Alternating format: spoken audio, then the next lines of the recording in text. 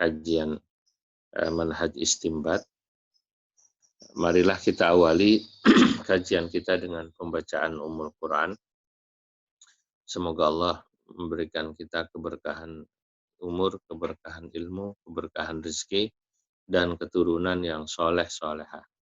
Ala hadhihi niyah wa kulli niyatin solehah. Al-Fatihah. A'udzu billahi minasyaitonir rajim. Bismillahirrahmanirrahim. Alhamdulillahirabbil alamin arrahmanir rahim maliki yaumiddin. Iyyaka na'budu wa iyyaka nasta'in ihdinas siratal mustaqim siratal ladzina an'amta 'alaihim ghairil maghdubi 'alaihim waladdallin. Amin. Kajian kita sampai pada halaman 14 ya, yang paling bawah itu. Sampai halaman 14 yang paling bawah. Bismillahirrahmanirrahim. Qala Ibnus Salahi, berkata Imam Ibnus Salah.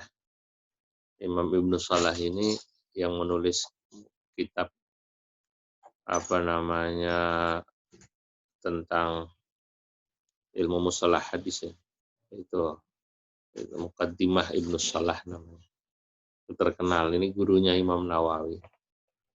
Termasuk ya dianggap sebagai guru ya, karena Imam Nawawi banyak mengambil ilmu dari beliau, yaitu Imam Ibnus Salah. Bahkan kitab Fi Adabil Mufti wal Mustafti ini oleh Imam Nawawi, penulis Riyadhus Shalihin itu kemudian diringkas. Qala Ibnus Salah fi Adabil Mufti wal Mustafti. Mestinya ada alifnya ini ya, ada bul. Sesudah dal ini ada alifnya. Fi Adabil Mufti wal Mustafti. Berkata Imam Ibnu Salah dalam kitabnya Adabul Mufti wal Mustafti, adabnya seorang mufti dan mustafti. Ini aslinya banyak, ya, tapi ini langsung Ar-Rabi'u. Saya sudah lihat kitab aslinya, ya. Tapi kenapa kok yang diambil hanya Ar-Rabi'u? Karena yang terkait dengan pembahasan kita ini, takhrij atau ilhaq. Nah, Imam Nawawi, nanti saya akan baca dulu Ar-Rabi'unya, nanti akan ada penjelasan Imam Nawawi tentang Ar-Rabi'u itu. Ar-Rabi'u yang keempat, kata Imam Ibnu Salah, takhrijuhu ilhaq atau mentakhrijnya seseorang. Mentakhrij itu menyamakan satu hukum yang baru dengan pendapat ulama, gurunya itu ya, istilahnya yang mujtahid lah. Takhrijuhu, takhrijnya seseorang atau ilhaqnya seseorang dalam menghukumi sesuatu itu tarotan kadang-kadang yakunu min nassin muayyanin li imamihi. Kadang-kadang dia menyamakan hukum baru. Ya, yang terjadi itu diambil dari satu nas. Nas ini maksudnya pendapat. Nah, memang kadang-kadang ada istilah nas pada ucapan seorang mujtahid. Ya, tapi nas yang dimaksud ini nasil imam, bukan nasihi ta'ala. Kalau nasihi ta'ala ya Quran. Kalau nasi Rasulullah ya hadis, berarti kan gitu kan. Nah, kalau min nassin muayyanin li imami, dari nas, dari ucapan yang muayyan, yang tertentu, li imamihi, dari imamnya. Kalau dia misalnya mazhab Syafi'i, dia mengambil satu ucapan Imam Syafi'i dalam satu masalah, kemudian disamakan. Itu namanya takhrij. Fi masalatin muayyanin, dalam satu masalah yang juga tertentu. Nah, wataratan la yajidu li imamihi nassan. Kadang-kadang tidak ada satu pendapat tertentu dari imamnya, ya, nassan muayyanan yukhraju minhu atau yukharriju minhu, yang dia bisa mentakhrij, yukharriju ya, yang dia bisa mentakhrij, atau yukharraju boleh juga, bisa mana saja. Kalau yukharraju pakai mabni majhul, kalau yukharriju pakai mabni fa'il, yakni dia orang itu. Saya yukharraju berarti mabni majhul. Nah, kemarin kita sudah bahas apa sih bedanya qiyas sama ilhaq. Kalau yang namanya qiyas itu kan menyamakan satu peristiwa yang belum ada penjelasan hukumnya dengan satu peristiwa yang sudah ada penjelasan hukumnya dan sudah ada ilatnya. Itu namanya qiyas. Kan gitu kan? Seperti menyamakan hukum nabi dengan khomer atau narkoba dengan khomer. Yang sudah ada hukumnya di Quran itu khomer. Dalam hadis khomer sudah disebut. Lah, narkoba yang sifatnya tidak cair, itu kan belum dijelaskan. Nah, lalu dikiaskan. Nah, kias itu kan harus ada hukum asal yang sudah disebut dalam Quran atau hadis. Nah, itu disebut kias. Nah, kalau takhrij atau ilhaqul masail bin nadhair ini, di Quran dan hadisnya belum ada pembahasannya. Nah, tapi ada pandangan yang disebutkan oleh para ulama. Sebuah pandangan dalam satu masalah ya, hasil ijtihad ulama itu. Nah, kalau pandangannya itu secara spesifik sudah pernah disampaikan, itu disebutnya takhrijil furu' alal furu' gitu ya. Artinya dia mengambil dari salah satu ucapan imamnya ya. Itu nanti di bawah akan dijelaskan. Nah, bagaimana kalau belum ada satu peristiwa yang disampaikan juga Pak, satu masalah. Belum ada, satu pendapat yang disampaikan oleh imam mujtahid dalam masalah tersebut. Nah, kalau nggak ada, wataratan, kadang-kadang ilhaq itu la yajidu li imamihi nassan muayyanan yukharraju minhu. Seorang yang mencoba mengilhaqkan tidak menemukan satu pandangan, satu nas, satu qaul ya, nas itu dari imam yang bisa ditakhrij, disamakan, wa yukharriju atau wa yukharraju ala wifqi usulihi, tapi bisa disamakan mengikuti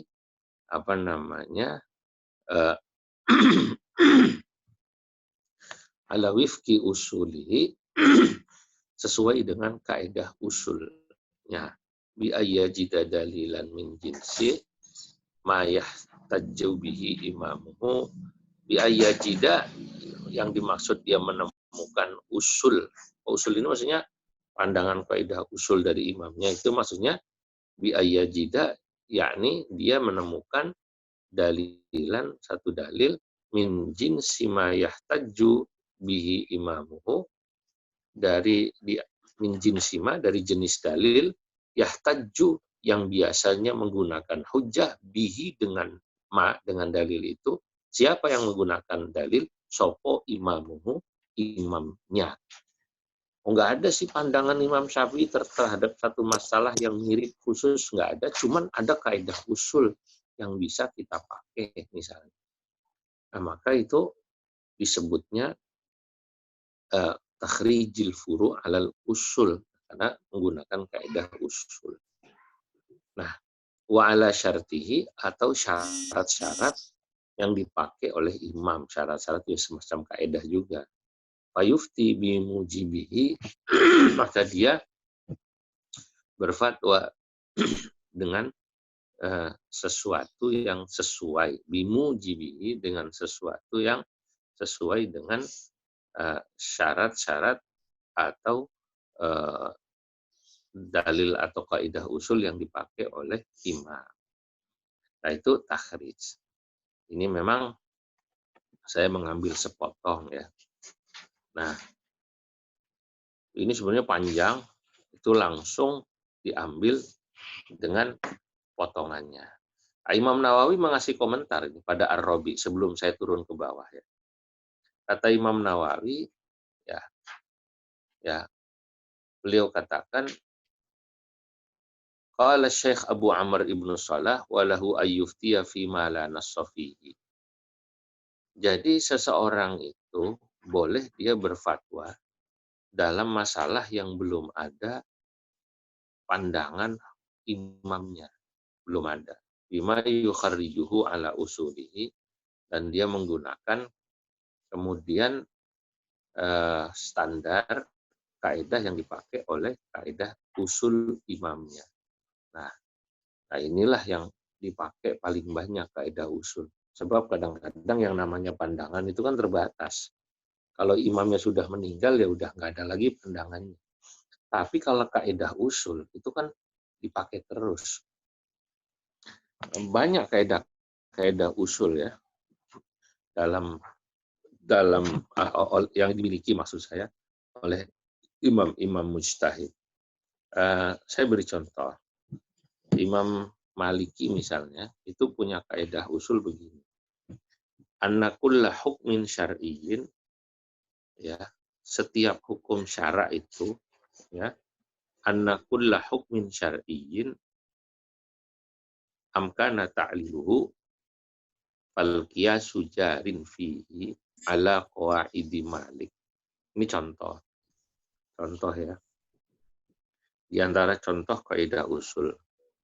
Ya, di antara contoh kaidah usul,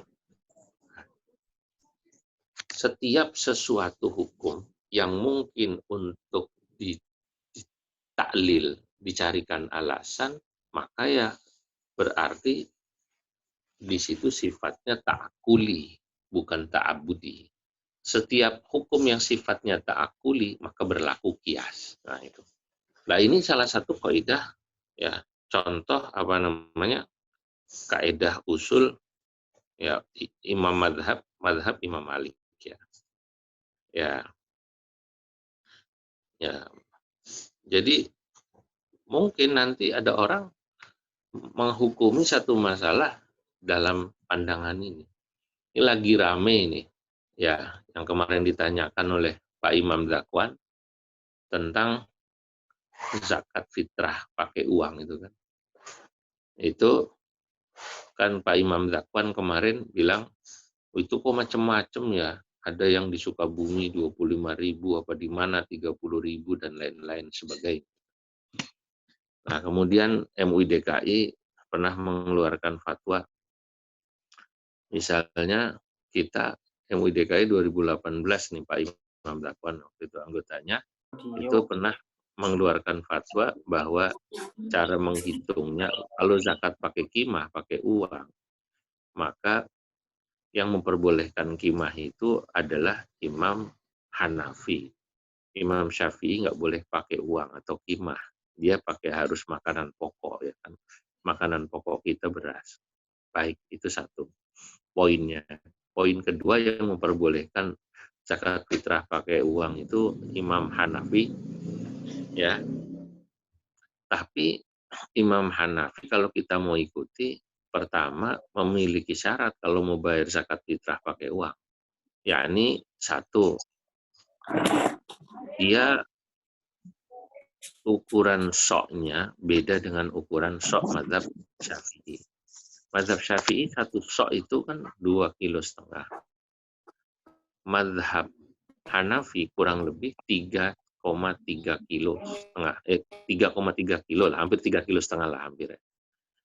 Lah, jadi kalau orang mau bayar zakat fitrah pakai uang, mengikuti mazhab Hanafi, ya itu berarti kan mengikuti kaul ya. Ini namanya kan kalau kita mengikuti kaulnya Imam Hanafi, berarti standarnya bukan mohon maaf, bukan 2,5 kilo, tapi 3,5, 3,3. Nah, itu kalau pakai korma. Kecuali pakai gandum. Kalau pakai gandum boleh. Hintoh itu dia setengah sok ya kurang lebih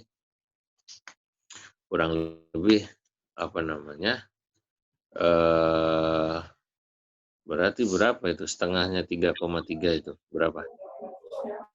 17,5 ya? Ya, 1,7 atau ya 2 liter lebih lah ya, 2 liter lebih. Nah, itu tapi yang dikeluarkan bukan beras dalam mazhab Hanafi. Yang dipakai zakat itu bukan beras kalau ngikutin Hanafi. Dia harus pakai al-mansus yang disebut dalam hadis, yakni ya syair, jelai, atau gandum. Nah, itu mazhab Hanafi. Nah, timbul problem ya, masalah. Di masyarakat itu kan nggak ngerti dia cara ngitung mazhab Hanafi itu ruwet begitu. Harus pakai hitungan gandum, ya imam. Kemudian kilonya juga ternyata kalau gandum ya nggak sama juga. Ya katakanlah 2 kilo gitu. Saya nggak tahu kalau sekilo sekarang gandum berapa harganya. Gandum itu ya terigu itu loh, berapa harganya Pak Halabi? Hah? Jarang beli. Wah, jarang beli, seringnya dikasih berarti. Dikasih. Coba ada yang tahu nggak berapa? Hah? Terigu berapa sekilo kira-kira? Terigu berapa? Nah, coba lihat di pasaran sekarang ada 26, ada 30, 35, 36,5 sampai 40 ada kayak. sekilo. Iya. Ya, 3 segitu ya, katakanlah itu sekilo. Padahal ini kan 2 kilo kurang ya. Kalau pakai ukuran hintah atau sawik itu 2 kilo kurang. Katakan Bapak tadi 36 ya. 36 berarti kalau dibikin sekitar 50, sekitar hampir 60 Kiai. Oke, hampir 60.000. Tapi Nah, kalau orang kita pakai kondisi sekarang mungkin yang 30 Kiai bisa. Oke, katakanlah 30. Berarti kalau 30 berarti hampir 55.000, 60 lah ya. 50, 60, 55, 60. Ini kan kalau pakai hitungan begini, ini yang tahu ini orang yang ngerti fikih.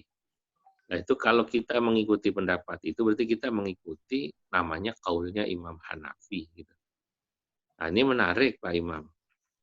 Ada lagi Pak Imam Zakwan namanya. Nah, tadi kan Imam Syafi'i, Imam Hanafi, ini ada Imam Zakwan. Begini Pak Imam Zakwan. Sekarang kita kalau mengikuti mazhab Maliki, Imam Maliki itu yang menarik kan kalau kita lihat katanya tidak memperbolehkan pakai kimah, betul ya? Katanya begitu. Nah, yang memperbolehkan pakai kimah hanya Imam Hanafi. Tapi Imam Maliki itu punya kaidah usul ternyata. Kaidah usulnya yang tadi saya baca itu nggak tahu jenengan sempat ikut apa enggak. Jadi dalam kaidah usul Imam Maliki, anna kulla hukmin amkana anna kulla hukmin syar'iyyin amkana ta'liluhu fal qiyasu jarin fihi. Nah, ini ala qawaid Malik. Jadi dalam kaidahnya kaidah usulnya Imam Malik, hukum itu kalau dia rasional, artinya ta'akuli, berarti kias berlaku. Karena kias tidak berlaku pada sesuatu yang hukumnya ta'abudi. Gitu. Pertanyaannya, orang yang memperbolehkan bayar zakat pakai kimah, tidak pakai benda, zakat fitrah ya maksud saya, itu kan pasti pakai ta'akuli. Udah pasti, kan gitu kan? Iya. Kalau dia pakai ta'abudi, wah itu nggak bisa, sudah dogma, ya namanya dogma nggak bisa. Itu kan yang dipakai oleh kaidah usulnya mazhab Syafi'i. Kaidah usul mazhab Syafi'i bilang udah nggak bisa aja. Dari sononya suruh pakai barang, kamu makannya beras ya zakatnya beras, emang kamu makannya uang kan begitu kan? Logikanya begitu selalu. Nah, orang yang memperbolehkan zakat fitrah pakai uang itu pasti dia menganggap bahwa hukum itu ta'akuli, rasional. Rasionalnya gini. Pada masa Nabi yang banyak itu ya beras, ya tamer, ya korma, ya hintoh, ya syair. Maka itulah yang mudah. Untuk memudahkan orang yang berzakat, juga memudahkan orang yang menerima zakat. Pada masa itu. Uang itu jarang yang punya. Dulu orang kaya kambingnya banyak tapi belum tentu megang duit gitu loh. Dulu orang kormanya banyak tapi belum tentu megang duit. Karena pada masa itu sistem sistem muamalahnya ya sistem barter gitu. Nah sekarang az-dzuruf, kondisi, al-hal itu, al-ahwal wa dzuruf, kondisi sudah berubah. Sekarang justru yang gampang itu uang. Orang di rumah boleh jadi dia nggak punya beras 10 liter, ya misalnya. Apalagi kalau dia keluarganya, misalnya kayak saya ada 6 gitu ya. 6 kalau kita pakai misalnya beras 2,5 kilo, berarti saya harus di rumah punya beras misalnya 15 kilo kan. Belum tentu saya punya 15 kilo, gitu loh. Nah, tapi kalau uang ada, gitu loh. Ya. Tapi kan pasar sekarang gampang. Sekarang kan lockdown, ya. Lockdown apa lockdown? Nah, atau ya katakanlah singkat cerita, uang itu zaman sekarang lebih mudah daripada ya megang uang itu lebih praktis. Semua orang pegang, apakah dalam bentuk tabungan maupun cash. Nah, maka dia bilang secara ta'akuli, hukum itu berubah, bolehlah pakai qimah. Oke, satu. Sekarang kalau sudah boleh pakai qimah, yang menarik, kalau kita pakai kaidahnya Imam Malik, karena itu berarti sudah ta'akuli, bolehnya zakat fitrah pakai uang itu ta'akuli, maka hitungannya juga harus ta'akuli, atau boleh ta'akuli setidaknya. Nggak harus pakai al-mansus, nggak harus pakai gandum tadi itu loh Pak Imam, ruwet banget lah. Di musola-musola, masjid-masjid kan sudah berlaku umum itu, bahwa yang namanya kadang-kadang menerima zakat fitrah beras 2,5 kilo atau 3,5 liter, garis miring uang berapa tuh di kamu sampai 35 40. Lah kenapa kalau ditanya pengurusnya, oh situ kok bisa 35 gimana, ya hitung aja, berasnya rata-rata seliternya 10.000, kalau 3,5 liter berarti berapa, 5.000, berarti dia pakainya pakai apa namanya, beras dong, gitu kan. Kimahnya pakai beras, bukan pakai hintoh, gitu loh. Salahkah ini? Gitu. Pertanyaannya kan, salah nggak apa yang terjadi di masyarakat? Kalau pakai mazhab Syafi'i salah, nggak boleh pakai uang, kan itu kan satu. Kalau pakai mazhab Hanafi salah, karena hitungannya mestinya bukan beras. Hitungannya apa tadi, Pak Imam? Gandum, gitu kan? Ya kan? Al-mansus kan. Tapi kalau pakai kaidah usulnya Imam Malik yang tadi dikatakan kullu hukmin syar'iyyin ya amkana ta'liluhu fal qiyasu jari. Kenapa harus pakai mansus? Ya kiaskan saja. Zaman Nabi memang ya itu adanya. Intoh, syair, makanan pokok. Andai kata Nabi tahu orang Indonesia makannya beras, pasti beras itu mansus, kira-kira gitu loh. Itu ta'lilunya begitu. Itu logikanya begitu. Bagaimana menurut pandangan Pak Imam ini? Kaidah Imam Malik itu. Ayo, mumpung belum kita lanjutkan. Iya, kalau menurut saya Kiai, ya ini karena berdasarkan memang ta'akuli dan berdasarkan dengan situasi dan kondisi, memang nggak apa-apa sebenarnya. Ya, maksud kaidah yang sekarang seperti yang sekarang sudah beredar dari Basnas, mungkin kalau tahun kemarin tuh Basnas nasional ya yang memberikan itu ke viral. Kalau tahun sekarang yang lagi viral tuh yang dari Basnas Jawa Barat itu. Kita khusnudon aja, mungkin dia pakai dalil Imam Malik yang ta'akuli ini. Jadi kiasnya kias yang kaitannya dengan masalah zakat uang ini memang ta'akuli, jadi dikiaskan berdasarkan yang kutul balatnya itu qimah berdasarkan kutul balat. Dan yang kedua, ini kan masalah zakat sebenarnya kemarin kita bahas. Karena itu persoalan masalah zakat, sebenarnya itu perlu adanya ikhtiyat. Al-ahdu bil ikhtiyat. kita ngambil sekehati-hatian. Kalau mengambil kehati-hatian, kalau yang selama ini yang cukup masyhur kan yang membolehkan, yang dipahami itu pemahamannya ya apa Hanafi. namanya? Iya, Imam Hanafi pakai uang boleh, tapi nggak boleh nggak boleh harga botol balat, harus segala mansus. Kemudian Imam Syafi'i, Maliki dan Hambali. Nah sekarang pemikiran seperti ini sebenarnya baru nih Kiai. Apakah Baru. memang yang di sana ya, apakah yang dipakai oleh Basnas Jawa Barat itu memakai mazhab Imam Malik atau tidak? Ini bukan pakai madhab Imam Malik istilahnya, tapi mentakhrij dari ya kaidah usulnya Imam Malik. Itu istilahnya Ya. gitu. Ya, mentakhrij dari kaidah usulnya Imam Malik.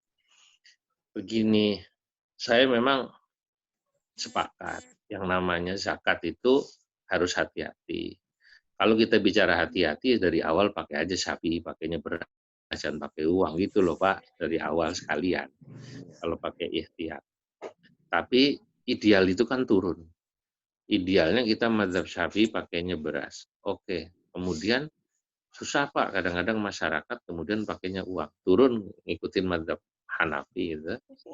Nah, makanya orang itu kalau dia pakai azimah tuh ya memfatwakan azimah semua bisa. Itu satu ungkapan yang terkenal dari Masya Allah dari Syekh Ahmad Al-Ghumari. Syekh Ahmad Al-Ghumari mengatakan orang kalau berfatwa pakai pandangan yang ahwat, yang azimah, semua bisa. Yaqdiru 'alaiha kullu ahad. Gitu loh. Ya enak. Kasih aja pandangan azimah atau ahwat, semua bisa. Itu betul. Dan tidak salah juga pandangan MUI mengeluarkan itu. Kalau pakai kimah ya pakai standar Imam Hanafi.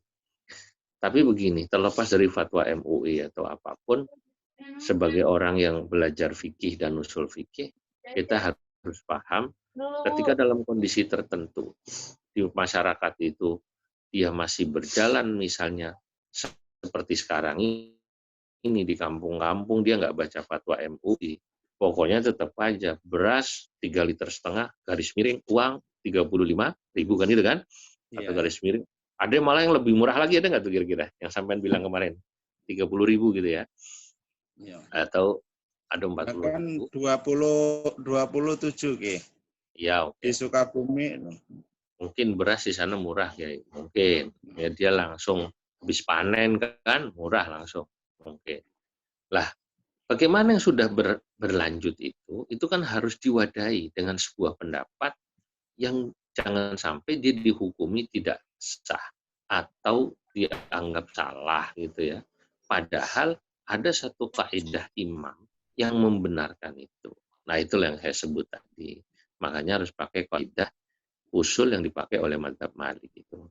Jadi kalau kita konsisten mengatakan bolehnya zakat pakai kimah, pakai uang itu alasannya ta'akuli gitu ya, maka menggunakan harga uang itu dengan standar penghitungannya pakai kutul balat juga ta'akuli. Gitu loh. Nggak harus pakai mansus. Nah kalau pakai mansus dari awal aja nggak boleh gitu. Kira-kira gitu. Logikanya gitu Pak. Masuk nggak itu Pak Imam? Masuk nggak itu? Masa memahami memang. Nah, maksud saya ya ini memang untuk pandangan pribadi. Kita misalnya kalau ditanya bagaimana MUI? Fatwa MUI ya begitu, kalau bisa dikerjain sesuai fatwa gitu. Kalau nggak bisa bagaimana? Lo fikih itu luwes. Gitu loh. Kan gitu Pak Imam. Fikih itu luwes. Kalau nggak bisa pakai itu kaidahnya Imam Malik ya pakai beras nggak apa-apa gitu loh. Nah, cuman ini rahasia saya ngomong-ngomong. Ngetar katanya Pak Supain gimana? Tapi memang ini harus untuk pendapat ini memang untuk mengakomodir yang di masyarakat dalam prakteknya itu memang masih ini, apalagi zaman viral yang sekarang yang tadi itu viralnya nominal zakat itu yang dari ini udah luar biasa di DKI ini udah luar biasa, itu udah viral banget. Jadi di gini masyarakat. aja, Makanya untuk sampai nanti saya kasih kitabnya. dan beberapa coretannya itu satu ya, itu bocorannya itu yang pertama yang memperbolehkan pakai kimah kutul balad itu kalau yang paling mutaakhir Syekh Yusuf Qaradawi dalam Fiqh Zakah, nanti sampean cek. Iya, iya. Ya, yang kedua Syekh Yusuf Qaradawi ternyata mengutip ulama di atasnya, mazhab Maliki, namanya Syekh Ahmad bin Muhammad ya Al-Ghummari At-Tanji yang dari Tanjah itu, Tanjir, Maroko. Nah, itu beliau nulis satu kitab namanya Tahqiqil Amal fi Jawazi Sadaqatil Fitri bil biqimatil mal. Itu kalau nggak salah ya. Nanti itu ya, itu nanti diambil pada Al-Wajhul Khamis wal Ishrun. Kalau nggak salah itu saya baca ya. Di situ. Jadi panjang itu hadis itu, kita pada 100 halaman lebih, pastinya hadis-hadis disebutkan, mansus-mansusnya, kemudian intinya yaitu ta'akuli dan ada standar tadi. Saya pengen jenengan bikin naskah akademik lah, ya walaupun 1, 2, 3 lembar, artinya untuk mewadahi apa yang sudah ada sekarang praktek di masyarakat, itu ya walaupun tidak ideal, tapi itu yang dilakukan ada cantolan hukumnya gitu. Saya kan nggak bisa nulis Pak Imam dalam bahasa Indonesia. Kalau nulis bahasa Arab ya saya bisa dikit-dikit lah. Tapi kalau bahasa Indonesia malah jelek tulisan saya. Tulisan sampean coba nanti dikirim ke grup. Ya nanti bisa dikaji lah di grup ini, di grup Fatwa MUI DKI. Nah, saya kasih beberapa clue-cluenya. Makasih. Monggo. Ini ada Kiai Asif belum gabung? Saya lanjutkan ya. Wa min kalam Ibnu Salahi, dari ucapannya Imam Ibnu Salah. Yu'lamu, bisa diketahui. Anna ilhaqal masaili bin nadhair, bahwasanya ilhaqul masail bin nadhair menyamakan satu masalah baru. Al-masail itu ya satu masalah baru atau satu masalah hukum, bisa juga bin nadhair dengan padanan hukumnya sudah ada, atau awit takhriji, atau yang juga disebut takhrij dalam istilah ulama usul secara umum, nau'ani, dibagi dua. Yang pertama disebut takhrijul furu'i alal furu'i, mengeluarkan hukum cabang dari hukum cabang. Furu dari furu. Furu itu kan cabang. Maksudnya apa ini? Nah, dijelaskan.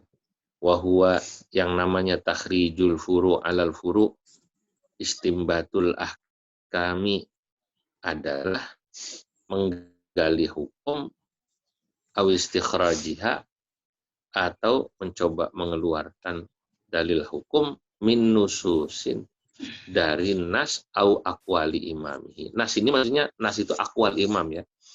Ya, min nususi imamihi gitu boleh juga. Itu ini takutnya nusus ini saya khawatir diartikan nusus Quran hadis itu loh. Ya, ini saya ingin menjelaskan nusus itu kan apa namanya di min nususi au aqwali imami, kan ada atofnya ya. Ya, di situ. Jadi takhrijul furu alal furu itu mengambil langsung dari pandangan langsung. Jadi imamnya yang bilang, Imam Syafi'i bilang begini, itu langsung, itu namanya. Itu namanya takhrijul furu alal furu. Yang kedua ada takhrijul furu'i alal usuli. Mengeluarkan atau menjawab satu hukum cabang, itu disebutnya begitu, takhrij itu begitu. Alal usuli, berdasarkan kaidah usul imam.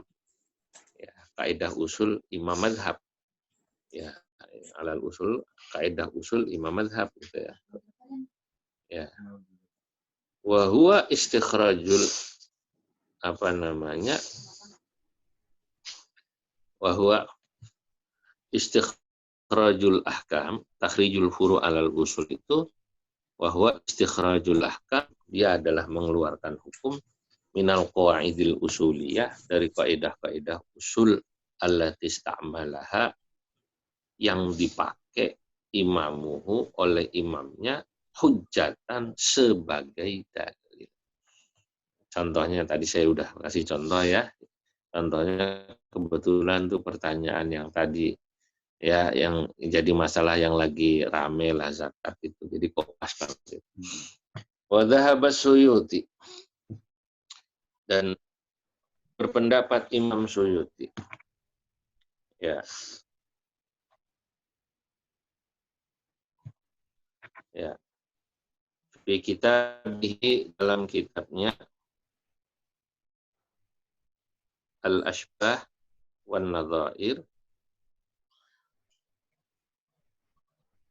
ya, Al-Ashbah wan Nadhair ini terkenal ya kalau orang yang pernah di pesantren ya.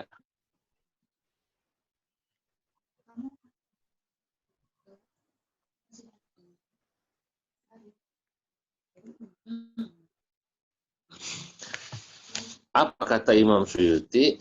Ila anna ilhaq, anal ilhaq, bahwasanya yang namanya ilhaq amun, itu berlaku umum. Sawaun, baik antul haqqan nawazilu, diilhakkan atau disamakan hukum-hukum nawazil, hukum-hukum nazilah itu kan peristiwa ya, satu peristiwa yang terjadi, hukum yang terjadi min nususi imamil madhab, dari nas imam madhab, au min aqwalil ashab, atau bahkan dari aqwalil ashab. Malah menurut Imam Suyuti, ilhaq itu nggak harus dari imam madhab, bisa juga dari ashabus syafi'i. Misalnya kalau tadi kan disebut dari imam madhab, langsung imam Syafi'i, langsung imam Maliki, langsung imam Hanafi, langsung imam Hambali. Loh, ilhaq itu boleh juga. Misalnya ngomong bukan imam Syafi'i langsung, tapi yang ngomong ashabus Syafi'i, pengikut imam Syafi'i. Imam Haromain, Imam Ghazali, Imam Nawawi, kan gitu kan. Atau ya kalau di madhab Maliki, pengikutnya Imam Sahnun terkenal, Imam Khalil. Kalau dalam madhab Hanafi yang terkenal misalnya As-Sarkhasi, penulis kitab Al-Mabsut itu kan. Ya, atau dalam madhab Hambali misalnya Imam Ibnu Qudamah, itu boleh juga. Itu namanya takhrij, ilhaq juga ada. Faqala, maka berkata, siapa yang berkata? Imam Suyuti, i'lam, ketahuilah, anna fannal asbah wan nadhair, anna fannal asbahi wan nadhairi, bahwa sesungguhnya fan atau ilmu al asbah wan nadhair fannun azimun, adalah salah satu fan, jenis ilmu yang sangat besar, yang penting. Bihi, dengan ilmu al-ashbah wan nadhair, orang kalau paham al-ashbah wan nadhair, maksudnya paham tentang hukum-hukum yang serupa, yang mirip, disamakan, yattali'u, dia bisa tahu, bisa melihat, ala haqa'iqil fikhi, atas hakikat-hakikat fikih, wa madarikihi, dan dia bisa mengetahui madrak. Madarik jam'u madrak. Madrak itu apa istilahnya, dia tahu kenapa begitu. Madrakun itu kan isim makan ya, tempat ketemunya, diketahui kenapa bisa begitu. Wa ma'akhidhuhu, ya, atau wa ma'akhidhihi, ya, ini ataf ala haqaiqi, dia tahu juga sumber-sumbernya. Makhad itu sumber, dari mana dia ngambil begini ya. Oh, kenapa aku boleh kimah, kan gitu kan. Kenapa pakai kimah? Oh, ta'akuli gitu. Oh, kalau gitu kita akuli tadi kan, kalau gitu bisa dikiaskan dong. Kalau gitu dia saja boleh, kenapa harus mustambatoh, harus pakai, kenapa takarannya harus pakai korma? Saya orang Indonesia kan ruwet, mau tanya harga korma ruwet, kenapa harus pakai gandum? Saya kan makanannya beras, nggak tahu harga situ yang rutin. Nah itu ngerti, oh dari situ sumbernya, dasarnya ta'akul. Ya, wa asrorihi, bahkan dia tahu rahasianya. Kenapa kok diperbolehkan? Lah, alasannya selain ta'akuli diperbolehkan itu apa sih? Al-maslahah, memberikan kemaslahatan. Mana yang paling gampang buat masyarakat selama loh ya, selama tidak merugikan orang. Prinsipnya kan misalnya Oh, dia bayar zakat. Iya, fakir miskin dapat. Gitu loh. Kecuali kalau dia akal-akalan. Biasa makan beras harga 20.000, ada ya? Beras harga 20.000 ada nggak? Beras apa namanya tuh? Yang Kalau terkenal itu tuh itu. kan, Hah? Beras apa yang kilonya 20.000 apa seliternya tuh yang organik apa namanya? Non organik apa organik istilahnya tuh? Itu kan mahal gitu. Tiba-tiba diakalin sama dia gitu ya. Zakatnya dengan harga yang biasa itu kan namanya nggak boleh. Wayatamaharu, dan orang kalau sudah paham ilmu tentang al-asbah wan nadhahir menjadi mahir. Mahir itu apa? Pinter ya. Fahmihi, dalam memahami fikih. Wastihdarihi, dan bahkan dia cepat dalam menghadirkan jawaban fikih istihdar. Nah, itulah kelebihan ulama-ulama, saking seringnya dia bisa menjawab, loh, ini begini, ini begini, ini begini. Udah terbiasa.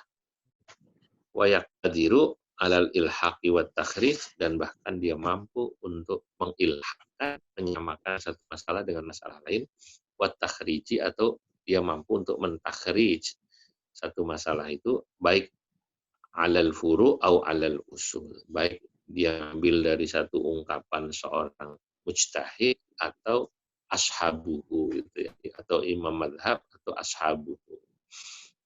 Wa ma'rifatil ahkamil masailil lati laisat masturatin, dan dia menjadi dan mampu untuk mengetahui hukum-hukum masalah allati laisat bimasturatin, yang tidak pernah disebut masturah, tidak pernah ditulis dalam kitab-kitab.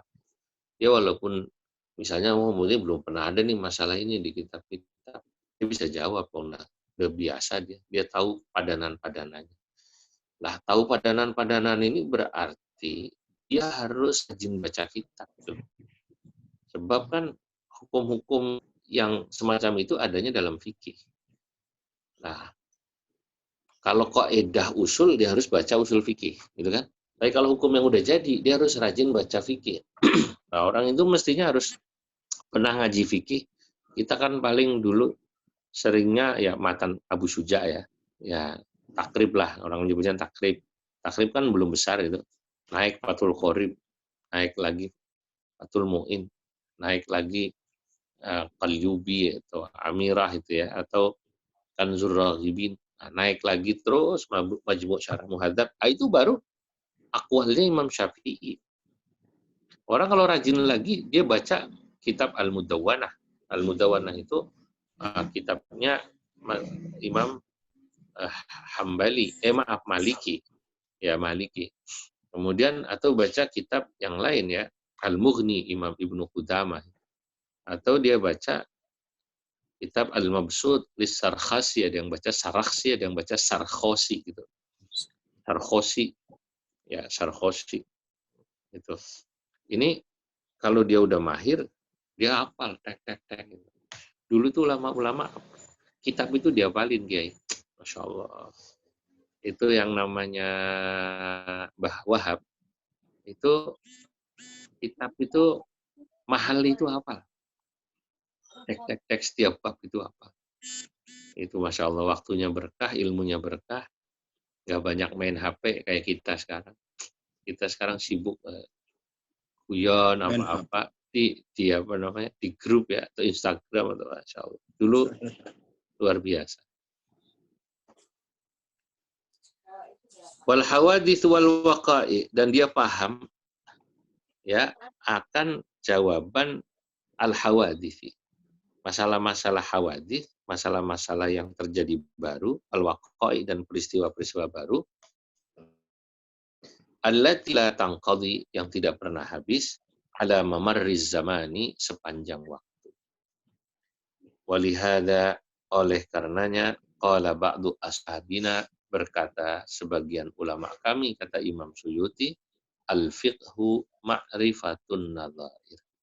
Al-fiqhu, belajar fikih itu sebenarnya ma'rifatun nadhair, intinya itu ya dia mengetahui atau belajar hukum-hukum yang sepadan. Kalau orang udah tahu hukum-hukum sepadan, ya dia paham fikih lah, gitu. Kira-kira gitu. Jadi kira-kira al-fiqhu mu'dhamuha ma'rifatun nadhair. Itu bisa juga begitu. Ini kan kalimat al-fiqhu ma'rifatun nadhair mirip dengan al-hajju arafah gitu kan. Al-hajju arafah ay al-hajju mu'dhamuhu arafah. Haji itu yang paling besar ya mu'dhamuhu wukuf di Arafah. Kalau fikih itu apa sih yang paling besar? Kita harus kembali belajar paham bahwa fikih itu kan hukum Islam yang sudah matang. Kalau usul fikih teorinya, teori hukum Islam. Kalau kita ditanya apa inti daripada belajar fikih, al-fiqhu ma'rifatun nadhair. Begitu kan. Inti daripada belajar fikih itu ay mu'dhamuhu ma'rifatun nadhair. Orang kalau dia tahu hukum-hukum padanan, dia bisa jawab hukum-hukum yang lainnya. Itu inti fikih.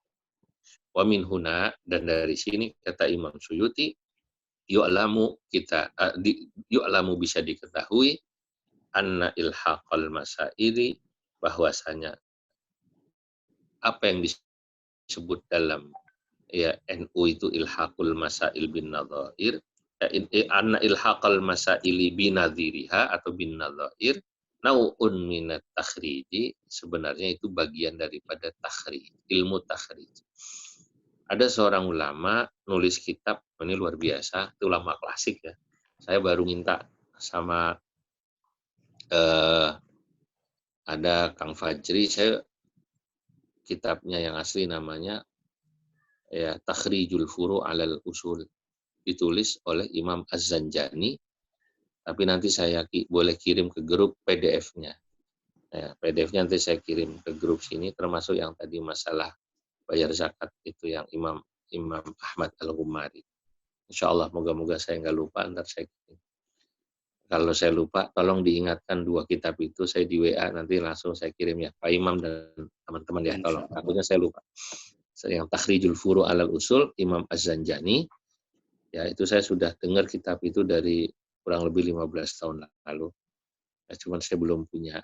Belakangan saya dapat PDF-nya, tapi saya punya kitab-kitab yang ya mencoba ngikutin kitab itu atau ya mencoba mengambil dari kitab takhrij itu, tapi tidak sedahsyat aslinya, pasti kan begitu. Sama kayak kitab Al-Muwafaqatnya Imam Syatibi kan luar biasa dahsyat.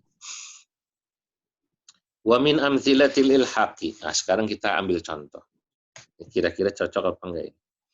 Ini contohnya Pahlavi ini KUA. Wa min amtsilatil ilhaqi aw takhrijil furu'i 'alal furu'. Di antara contoh hukum ilhaq, cara mengilhaqkan satu masalah, menyamakan satu masalah yang baru dengan masalah yang sudah ada padanannya. Satu, wujubu tasjili aqdin nikahi, wajibnya pencatatan akad nikah.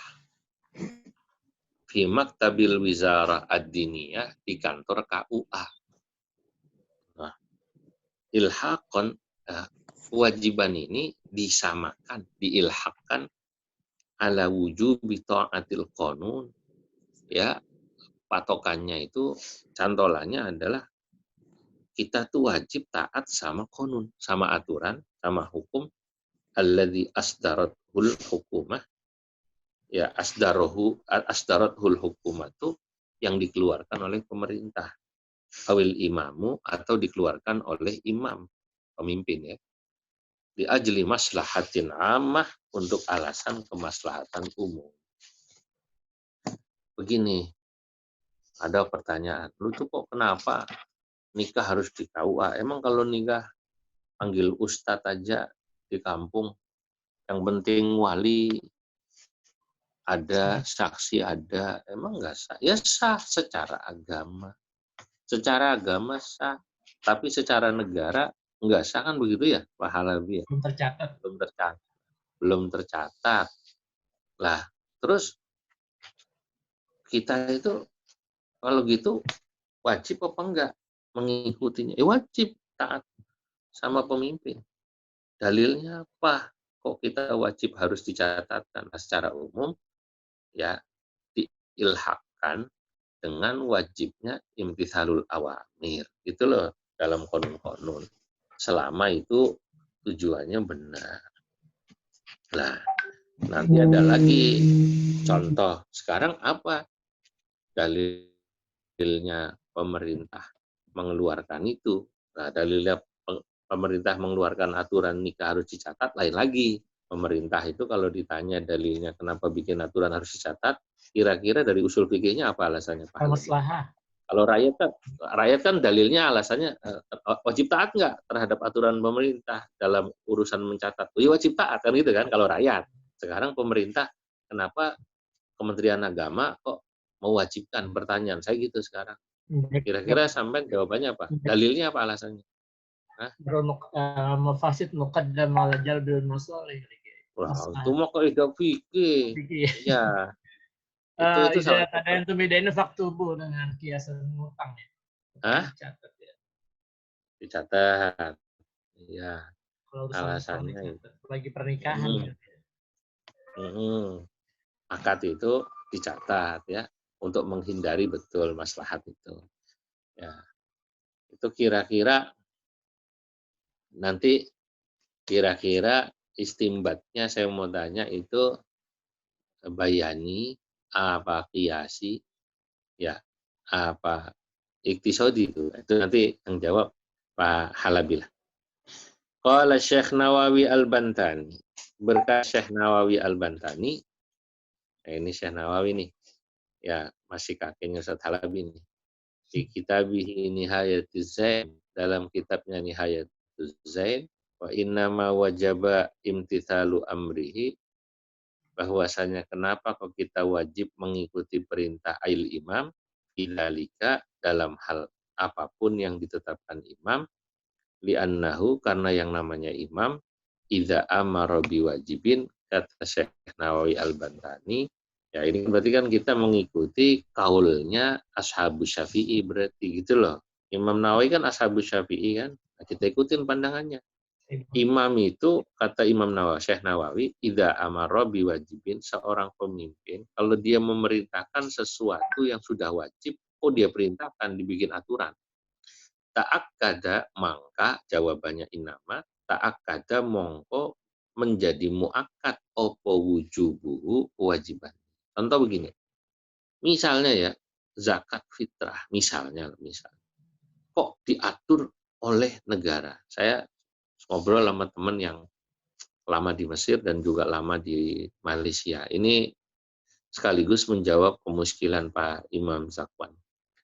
Di Mesir Pak Imam, termasuk di Malaysia, kata teman yang lama di sana, itu besaran bayar zakat yang nentuin pemerintah langsung. Jadi nggak perlu ada ribut, yang sono 35.000, yang sana zakat fitrah itu 40.000 atau 30 atau 27 itu enggak.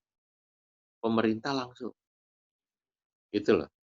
Lah kalau sudah pemerintah, ya hukmul hakim ilzam wa yarfa'ul khilaf wa ta'akkada wujub. Kan gitu kan, selesai. Lah ini selama ini kalau gitu fungsi daripada Basnas itu apa di Indonesia? Sampai ya semacam ini saja tidak bisa menjadikan standarisasi zakat fitrah gitu ya kalau pakai uang. Jawabannya ternyata ya karena Basnas di Indonesia itu kepalanya dilepas, buntutnya dipegang. Jadi sini posisinya itu ya nanggung semua. Ya nggak bisa dianggap lembaga pemerintah ya yang mengikat ya enggak, dibilang enggak dibikin pemerintah, kan aneh juga itu ya. Basnas DKI yang bentuk misalnya pemerintah DKI kan gitu ya. Kemudian Basnas pusat juga begitu kan, nah, itu. Ya, jangan-jangan mirip MUI begitu ya. Ya, jangan-jangan mirip MUI gitu. Kepalanya dilepas, buntutnya di apa namanya? Dipegang. Karena ada aturan undang-undang zakat ya. Iya, tapi kenapa kok tidak bisa membuat seperti di Malaysia atau di Mesir, itu zakat fitrah pakai uang, itu cukup pakai kupon. Di Malaysia dan Mesir itu langsung ke masjid, kuponnya langsung dari pemerintah. Jadi orang tuh bayar zakat ada kuponnya, udah nilainya berapa, pemerintah yang ngatur set nih. Anda sudah bayar, dicatat gitu loh. Ya, jadi semacam ada kwitansinya gitu. Ini yang ngomong teman saya. Saya nggak tahu nih Dr. Robi yang pernah di Malaysia lama, nanti mungkin bisa ikut gabung Pak Robi. Bisa cerita tentang zakat ya nanti. Habis inilah kita kelarin dulu nih. Ya. Wa idza amara bimandubin, apabila pemerintah memerintahkan sesuatu, menetapkan sesuatu yang sunnah, wajib, malah bisa jadi wajib. Nah, nyatat ini, nyatat nikah, itu kira-kira sunnah apa wajib? Awalnya sunnah. Idza tadayantum bidainin, kan tadi kan alasannya yang dipakai dalil oleh Ustaz Halabi kan itu kan jual beli muamalah saja dicatat kan, lalu dikiaskan kan. Sekarang hukum mencatat ketika muamalah sunnah apa wajib? Sunnah katanya. Nikah juga sunnah mencatat, itu kan? Tapi karena menjadi ketetapan pemerintah, itu loh kata Syekh Nawawi, dia jadi wajib, di situ menjadi wajibnya. Kalau bicara hukum mencatat nikah, ya sunnah aja awalnya. Tapi karena pemerintah yang kemudian menetapkan harus dicatat jadi wajib, itulah. Ini perubahannya gitu. Wa idza amara bimubahin, bahkan andai kata pemerintah memerintahkan sesuatu yang mubah, fa in kana fihi maslahatan ammah, apabila memang sesuatu yang mubahnya itu adalah sesuatu yang bersifat maslahatan umum, katarki syurbid dukhani, misalnya ini kata Syekh Nawawi, kok pemerintah ya memerintahkan kita meninggalkan merokok di tempat-tempat tertentu, itu kan perkara mubah aja rokok itu kan. Tapi pemerintah bilang dilarang merokok di tempat umum. Wajibah.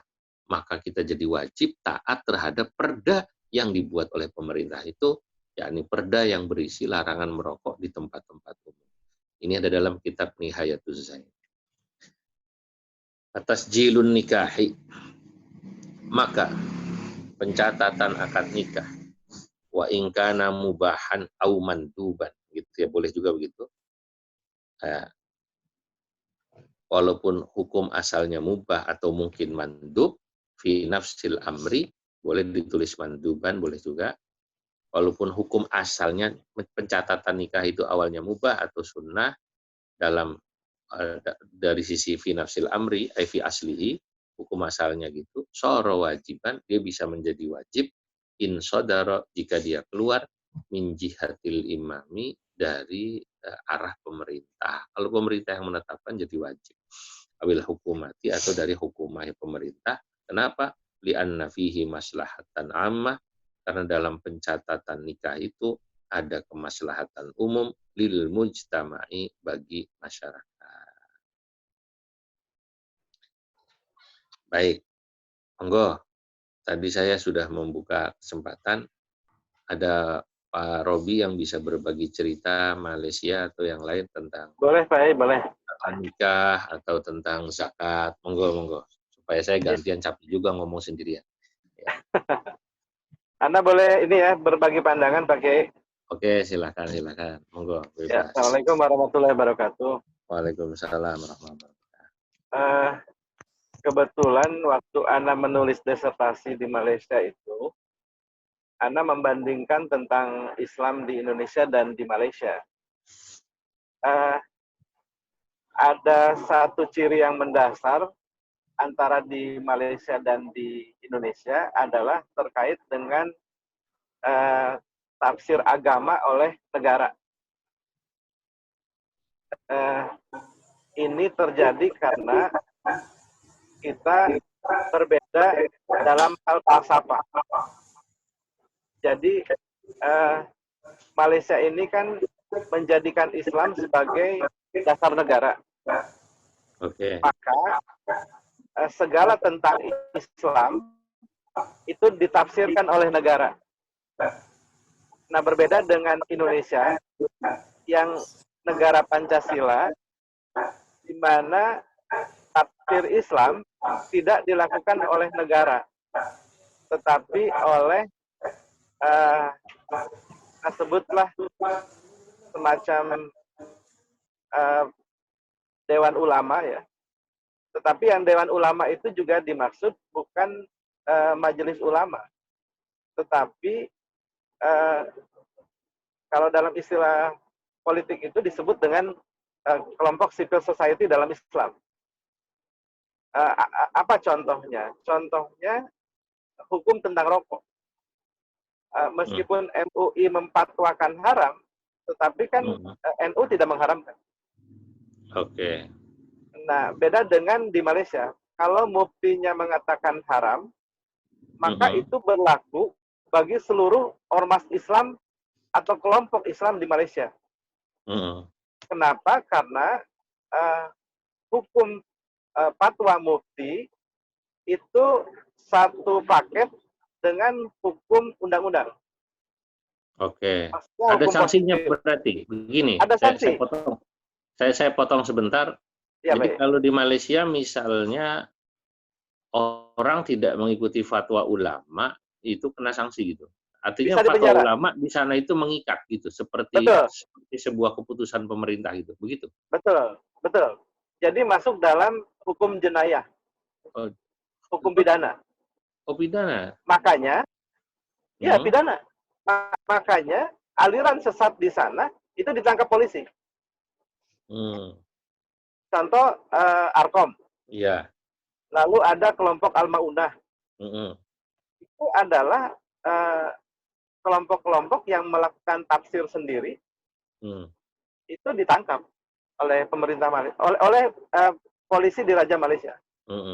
Jadi polisi di Raja Malaysia atau polisi itu dia selain menegakkan undang-undang di parlemen, hasil parlemen, tapi juga hasil fatwa.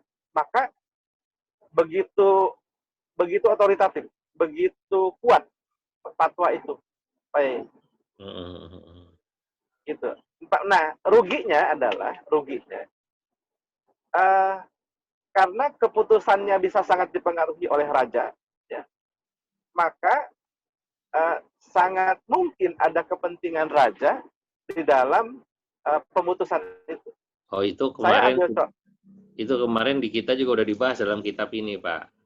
Jadi kayak misalnya fatwa-fatwa di Mesir itu karena atau di beberapa negara karena posisi mufti itu lembaga itu langsung di bawah pemerintah, intervensi pemerintah itu dalam sisi politik dan lain-lain kadang-kadang kuat. Oke, mau gue lanjutkan.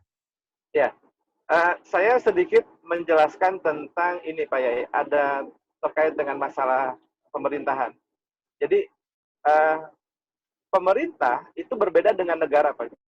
Nah, fatwa di Malaysia itu masuk dalam pengaturan negara. Oleh karena itu dia di bawah yang di Pertuan Agung Raja. Nah, pemerintah gitu ya? ya betul. Jadi ada aturan Islam di bawah negara, ada aturan undang-undang di bawah pemerintah. Ini unik juga nih, kita baru dengar ini. Iya. Adalah berbeda. Jadi kalau pemerintahan itu dari sepiring negara, dia di dalamnya ada lembaga kehakiman, ada lembaga parlemen. Tapi kalau pemerintah di dalam konteks Malaysia itu Perdana Menteri dan menteri-menterinya. Nah, dia memang tidak boleh masuk dalam pengaturan fatwa. Oleh karena itu, misalnya di Malaysia itu setiap khotib yang akan khutbah Jumat itu mesti dia mendoakan raja, tetapi tidak mendoakan Perdana Menteri. Itu wajib itu, Pak. Oh gitu ya? Kalau di Jakarta yang didoain gubernur, presiden enggak gitu. gitu Pak Kiai. Nah, minusnya di Indonesia adalah kita tidak pernah akan mendapatkan keseragaman dalam tafsir. Oke. Karena heterogenitas para ahli, para kiai, para ulama, ormas gitu, dalam membuat tafsir. Contoh, Idul Fitri beda-beda. Kapan mulai puasa beda-beda, ya. Di Indonesia, oke. Di Indonesia itu kelemahannya. Tapi keuntungannya adalah dia bisa sangat independen. Oke. Maka kalau bicara independensi dalam hukum Islam, Indonesia jadi rujukan betul. Itu Pak Kiai. Oke. Terima Itu aja. kasih ini. Apa? Terima kasih infonya, ya sangat berharga buat kita, jadi kita bisa tahu, katakanlah, info di negara sebelah. Jadi kembali kepada zakat fitrah, apa betul di Malaysia itu yang menetapkan misalnya kalau orang bayar pakai uang itu langsung mufti gitu di sana? Negara Iya, artinya gitu. mufti, tetapi Pak Kiai, kan seperti halnya kita pakai metode tahqiq ya, selain bayan, dia ini ada dua lembaga yang akan berpengaruh. Satu namanya Jakim. Jakim ini Jawatan Kemajuan Islam, dia itu semacam balitbangnya Kemenag lah ya. Ya. Tapi dia ada di tingkat pusat atau di negara federal. Enggak, maksud saya gini, apakah dia zakat fitrah seluruh Malaysia itu seragam jumlahnya kalau dalam bentuk ringgit itu dan ada kupon itu loh yang ditanyakan itu, yang saya dengar kan katanya begitu di Mesir, di Malaysia. Sama. Saya mau tanya, oh begitu? Betul, sama. Sebab dia kan tidak ada heterogenitas tafsir. Oke. Jadi, nah terus kemudian kalau orang Malaysia kembali, kebanyakan zakatnya bayar uang atau pakai beras sekarang? Selama Nah itu, Pak Robi kan di sana kan berapa tahun, artinya bisa lihat lah gitu. Anda tidak punya data khusus ya, perbandingan antara uang dengan beras, tetapi rata-rata orang bayar uang. Oke, enggak, yang saya butuhkan adalah pada saat Pak Robi tinggal di sana, Dr. Robi tinggal di sana lah, ya sekian tahun Ya. itu bisa dilihat di tempat tinggal itu banyak kan pakai uang ya. Oke, dan kemudian Kebanyakan, penyeragaman zakat fitrah itu kemudian pemerintah yang menentukan dan pakainya kupon ya. betul. Bahkan gini Pak Kiai, waktu Anda pernah tinggal di Kampung Baru di daerah Coket Kuala Lumpur, itu ada namanya Masjid Jami Kampung Baru. Di situ malah ada ATM zakat, ATM infak. Jadi itu uang. Jadi kita masukin uang. Tapi di ATM tidak pakai lagi tenaga ada orang gitu. Kalau kita kan ATM beras ya. Oke. Di Indonesia itu beberapa masjid ada ATM beras, kalau di sana ATM zakat. Baik, saya mau tahqiq lagi nih. Ini kan bagian daripada tahqiq ilmanat ya, ini teman-teman. Ya, ini bagian daripada tahqiq, metode tahqiq lah gitu. Apakah pengelolaan zakat di Malaysia itu satu badan dengan tabung haji atau berbeda? Uangnya itu dikelola? Beda. Oh, beda. Beda, Pak Yai. Beda. Tapi tabung haji maupun zakat itu di bawah Jakim apa di bawah Kementerian Agama? Kementerian Agama itu Jakim itu ya? Lain? Beda? Bukan. Kementerian Agama di bawah Perdana Menteri, tetapi kalau Jakim dia di bawah Raja. Oh, lalu gimana itu membagi kerjanya? Membagi kerjanya gimana? Kalau Kementerian Agama dia mengurusi administratif, tapi bukan substansi. Sebenarnya dari segi fungsi hampir mirip dengan Kementerian Agama, cuma karena Kementerian Agama itu prakteknya banyak dipengaruhi oleh NU ya, gitu. Maka kemudian seringkali jadi sama. Karena orang-orang yang memproduksi substansi hukum kan adalah orang yang sama.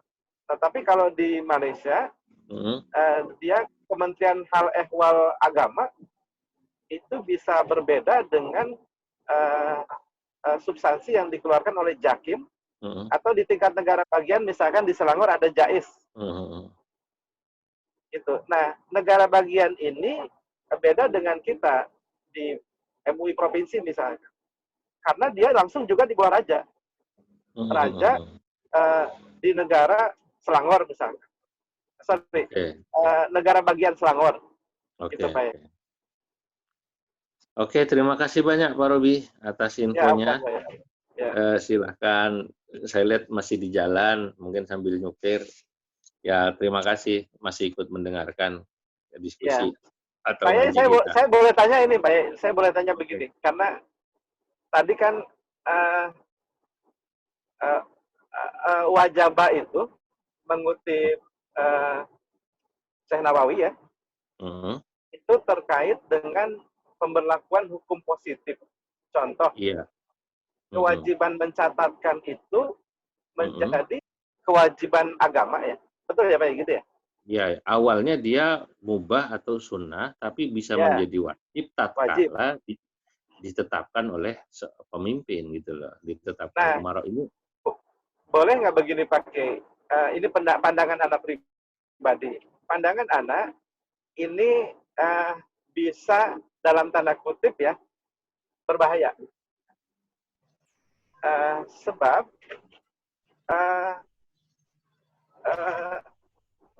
hukum positif di Indonesia adalah buatan para politisi. Oke, terus? Halo? Terus? Ya, contoh, Undang-Undang Perkawinan nomor 1 tahun 70 ya. 74. 74 ya. Itu kan larangan poligami itu kan waktu itu dipengaruhi oleh ya misalnya ya istri pejabat juga kan gitu. Bahkan katanya Putin juga ikutan.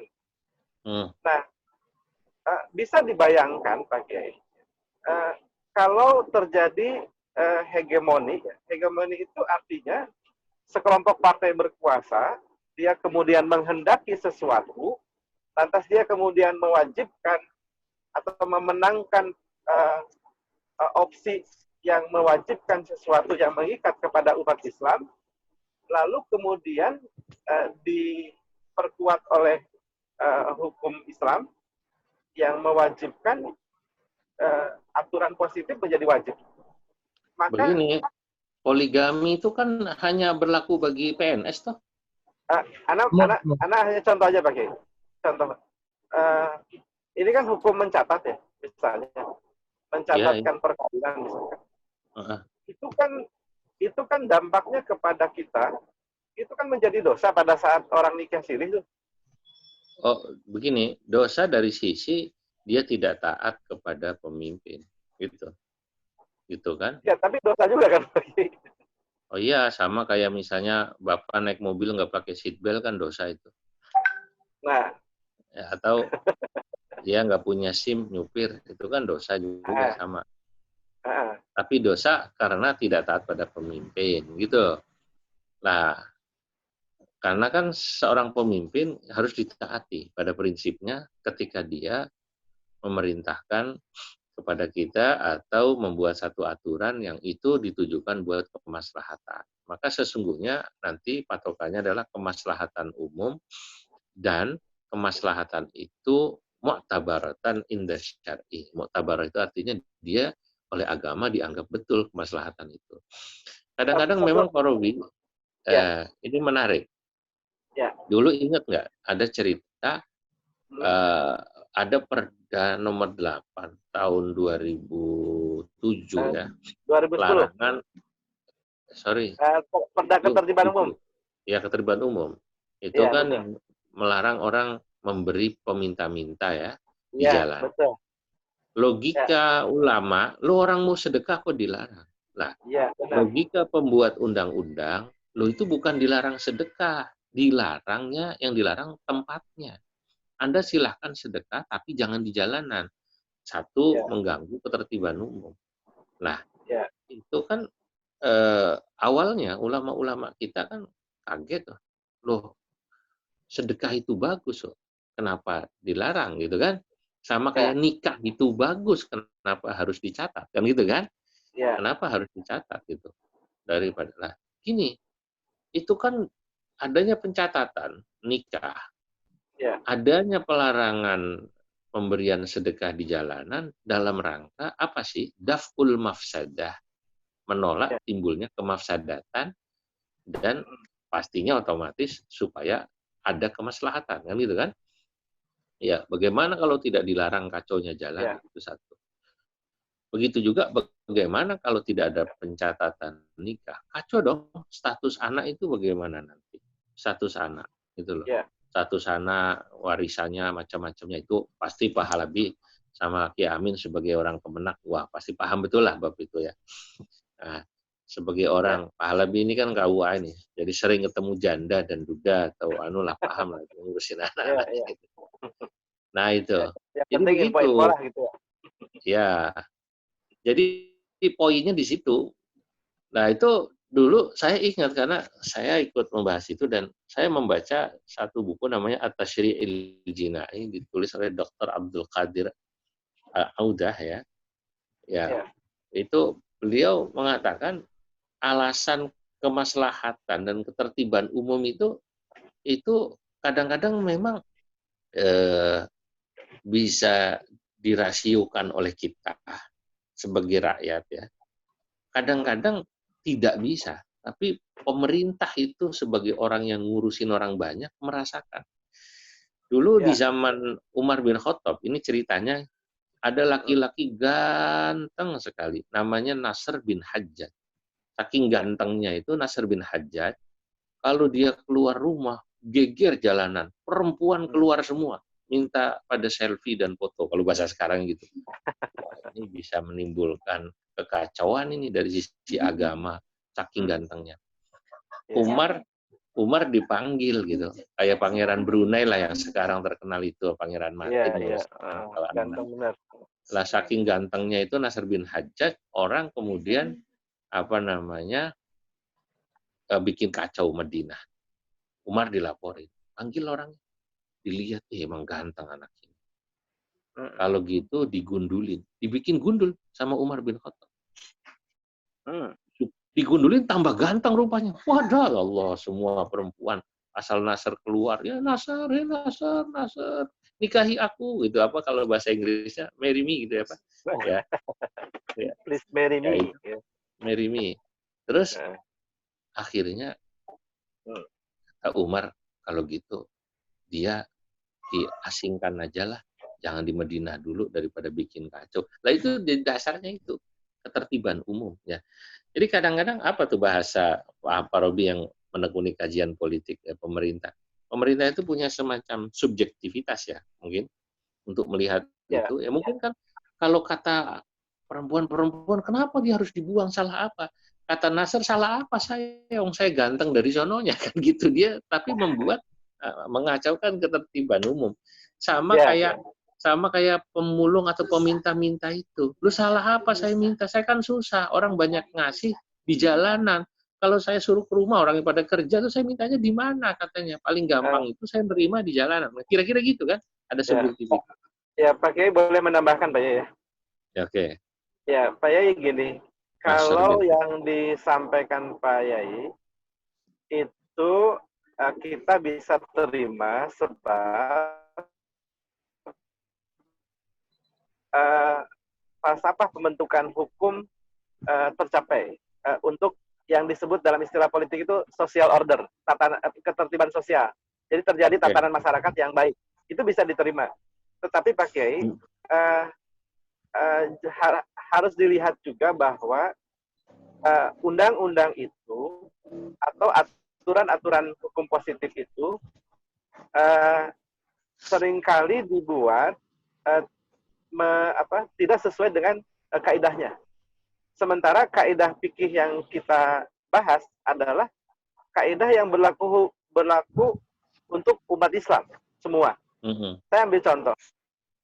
Di Israel itu Pak Kiai, itu kan orang Muslim Palestina itu dia diatur keamanannya oleh tentara Israel. Jadi undang-undang keamanan itu dibuat oleh pemerintah Israel. Aturan tentang air ya, sungai, dan lain sebagainya. Apalagi dengan peta perdamaian yang diajukan oleh Presiden Amerika Serikat, itu orang Palestina itu kalau mau ke ke Yerusalem dari tepi barat, dia hanya melewati seperti jalan gang aja gitu. Dan dia maksud saya Israel itu mengatur hal-hal yang justru menjadi hajat hidup orang banyak Palestina. tentu itu akan merugikan umat Islam di sana. Nah, kalau misalkan kaidah fikihnya Muslim Palestina harus ikut dalam keputusan undang-undangnya yang dibuat oleh pemerintah Israel, maka pasti dirugikan. Kedua, Ya, yang tentu. di Cina ya, yang di Cina itu larangan puasa. Itu undang-undang pakai. Itu adalah keputusan pemimpin di sana yang kemudian bertentangan. Ya, Ini tentu yang begini, Pak Kiai. pemimpin yang dimaksud ini pemimpin Islam, pastinya begitu Pak Robi. Ya kan kita juga tahu bahwa undang-undang di Indonesia itu kan selalu diputuskan salah satu sumbernya kan agama, kemudian budaya, kan itu kan? Istilah ketika dia bertentangan dengan agama kan, maka agama sebagai sumber rujukan undang-undang atau perda itu ya pasti diprotes, pasti ada judicial review pastinya gitu kan. Nah, disitulah ada kalau kita bicara apa yang dikatakan Syekh Nawawi bahwa kita harus taat pada pemimpin atau konon undang-undang dibuat pemimpin itu wajib ditaati, ini dalam konteks undang-undang dan pemimpin yang sumbernya tetap daripada syariat Islam. Kira-kira gitu. Nah, berarti memang harus ada catatan itu Pak Kiai. Oh iya, pastinya nggak sembarangan. Betul. Ya, Betul, kalau ada catatan begitu, anak ini tentram. Nah kan kita lagi membahas usul fikih. Usul fikih kan usul fikihnya Islam ini, bukan usul fikihnya Palestina, bukan usul fikihnya Cina. Oke, terima kasih. Yang lain. Yang lain. Ini saya kasih kesempatan yang lain. Monggo, yang mau gabung. Ini Pak Amin kalau bicara harus dipejet dulu Pak Amin, tulisannya supaya suaranya keluar. Nah, di-unmute dulu. Mute-nya dipejet, unmute itu. Nah, monggo, ada apa Pak Amin? Ini kaitan dengan zakat fitrah. Kalau yang pencatatan kan dulu zaman Orde Baru udah dilaksanakan itu. Basis zaman Pak Harto dulu. Ada resmi dicatat, ada kupon. Tapi ini ada udah ya? Ada Pak. Saya ini kan petugas yang di tingkat desa dulu. Oh gitu ya? Ya, prosentasenya, mustahiknya jelas semua. Tapi udah berubah lain lagi. Nah, itu zakat fitrah? Enggak, saya potong. Zakat fitrah itu? Zakat fitrah Pak Kiai. Zakat fitrah. Kajian dengan teknis di lapangan, sekarang ini kan ada masjid-masjid atau amilin yang menggunakan cara orang dari rumah membawa duit, sampai di masjid itu dibelikan beras ke panitia itu. Ya, seharga ya apa yang dizakatkan gitu. Beras itu kemudian kan nggak pernah berubah. Beras yang dibeli oleh si muzaki, beras 900. Iya, duitnya diterima, berasnya tetap itu datang lagi, beli lagi duitnya. Ah, itu bagaimana itu? Kaitan hukumnya itu kayak. Nah, kalau itu mungkin dijawab sama Ki Asib dulu lah. Ki Asib dulu jawab sama Ki Imam. Monggo. Monggo Ki Asib dan Ki Imam jawab dulu. Nggih, apa? Assalamualaikum warahmatullahi wabarakatuh. Waalaikumsalam. Bagus dan menarik pembahasan kali ini. Apalagi tadi Pak Dr. Robi sudah memberikan gambaran studi banding beberapa negara itu ya, bagus sekali gitu. Ya untuk mengomentari sedikit itu untuk Pak Robi tadi itu apa namanya, memang Indonesia kan beda dengan Malaysia itu Pak Robi ya. Jadi apa namanya beda dengan negara-negara Islam yang lainnya kan. Nanti kalau para ahli kan udah ngomong bahwa Indonesia kan bukan negara agama kan itu. Jadi menumbuh suburkan beberapa agama gitu.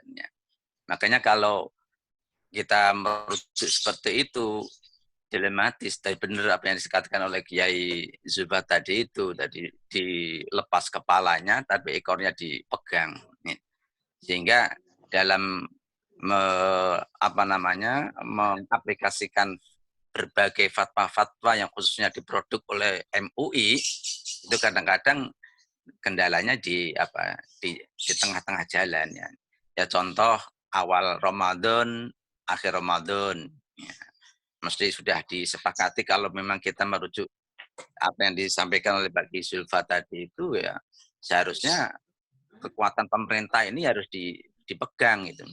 Sehingga tidak terjadi perselisihan demi perselisihan. Nah, tapi kadang-kadang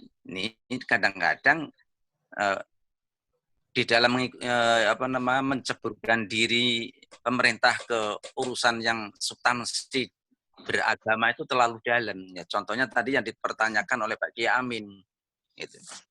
Sampai-sampai ada zakat fitrah itu diurusin juga oleh pemerintah itu. Dan itu nyata itu Kiai, itu memang ada ya, setiap musola itu dikasih kupon oleh kelurahan itu ya. Jadi harus sekian mengembalikan berapa persen yang harus diserahkan ke kelurahan atau ke basis ya, ke basis tingkat kelurahan, kemudian nanti terus sampai ke tingkat ke wali kota dan seterusnya gitu. Nah, inilah yang menjadi persoalan gitu. Oleh karenanya kalau menurut kacamata agama sebenarnya apa benar atau tidak ini ya harus kita kaji lagi. Karena memang kalau zakatul fitri itu kan tukmatan lima sakin gitu ya. Tuhrotan liswaim atau tukmatan lima sakin. Nah, artinya sebenarnya zakat fitrah ini ya lebih baik dan cenderung ya untuk itu tadi itu. Untuk tukmatan lima sakin. Ya, lima sakin ini al-fuqara wal masakin atau amilin lah kan mereka yang ngurusin itu. Tapi kalau zakat-zakat selain zakat fitrah, ya terutama zakat-zakat mal, nah saya cenderung dan cocok itu seandainya pemerintah melalui Basnas atau melalui basis atau melalui lembaga-lembaga pemerintah yang lain itu ikut berkecimpung di sana itu. Dan bahkan terus terang Kiai, sekarang ini hampir organisasi punya lembaga zakat masing-masing itu. Ya, ini kan bingung seandainya mau mengarahkan kemana ini ya.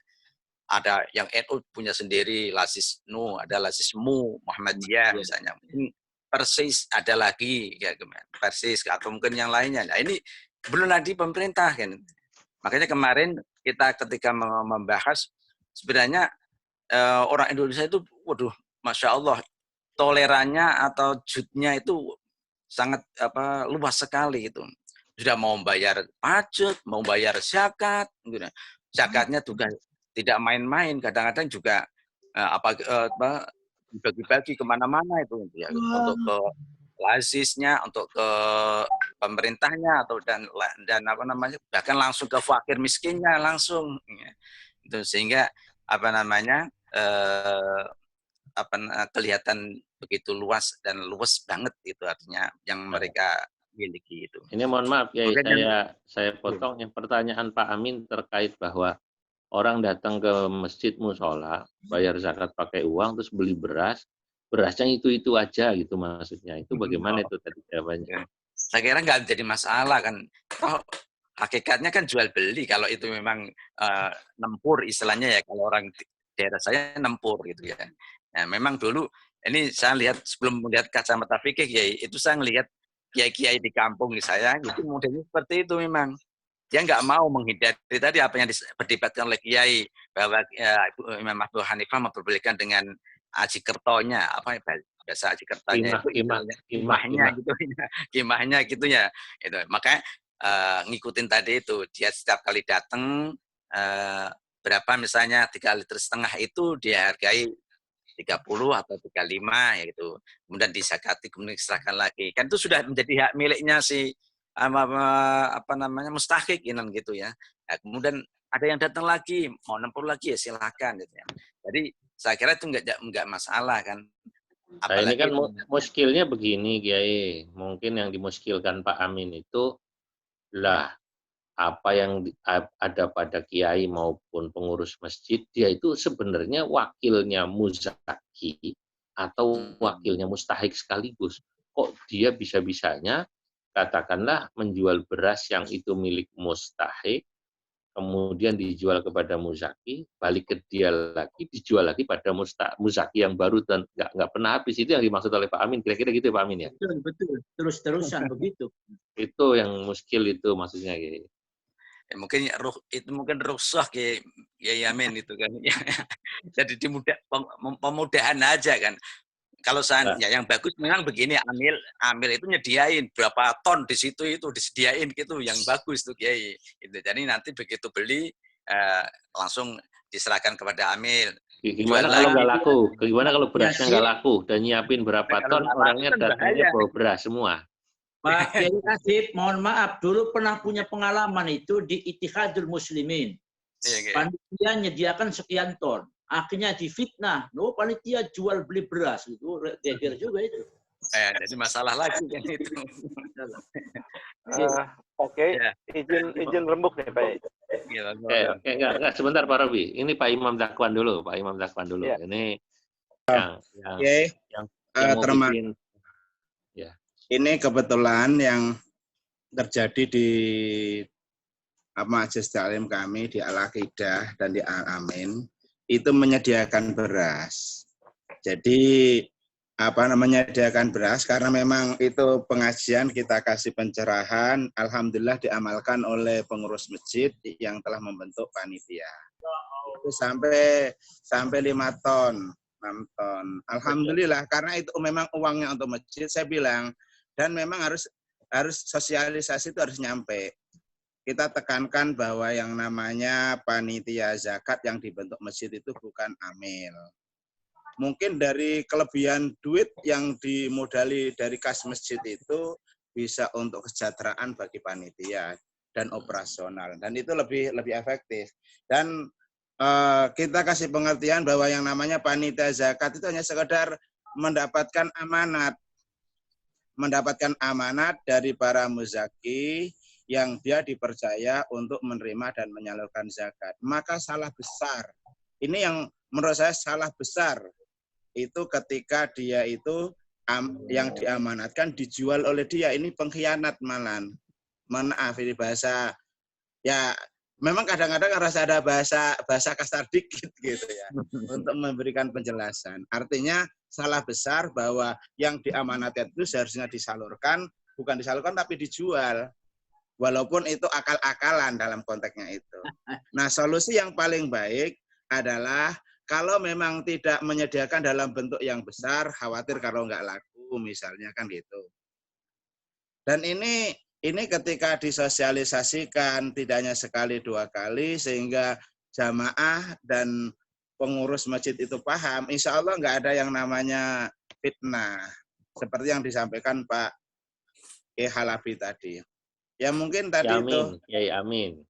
Ya amin. Nah ini kebetulan terjadi di Masjid Al-Amin yang sudah menjalankan itu beberapa tahun. Ketika kami ya ikut ngaji bareng sama teman-teman di Komisi Fatwa itu merumuskan tentang zakat fitrah. Dan itu kita amalkan, kita sosialisasikan. Apalagi sekarang itu hampir di sekitar masjid kita banyak warung-warung saudara kita. Kalau memang itu nggak menyediakan, kita arahkan dulu ke sana. Tapi intinya di dalam bulan Ramadan itu agak ada kesinambungan lah, tidak sekali 2 kali untuk memberikan pencerahan kepada jamaah. Kalau memang bahwa zakat yang terbaik kalau sesuai dengan mazhab kita adalah pakai beras. Kalau memang terpakai pakai uang, kalau bisa diberikan beras di sekitar masjid dulu. Apa salahnya? Ketika itu dalam rangka mensyukuri nikmat Allah yang telah memberikan umur 1 tahun, rezeki 1 tahun, sehat 1 tahun yang nggak bisa kita hitung dengan segalanya. Allah hanya meminta kepada kita, misalnya hanya 3,5 liter minta kepada kita, itu pun bukan untuk yang lain, untuk diri kita, kebersihan jiwa kita. Maka kita perlu menyediakan waktu, perlu mengorbankan sesuatu untuk membayar zakat yang terbaik. Mungkin itu Pak Kiai. Ya, baik. Terima kasih. Gimana Pak Robi? Tadi ini tambahan. Ya, ini saya perspektif tahqiq ya. Jadi gini Pak Kiai, kalau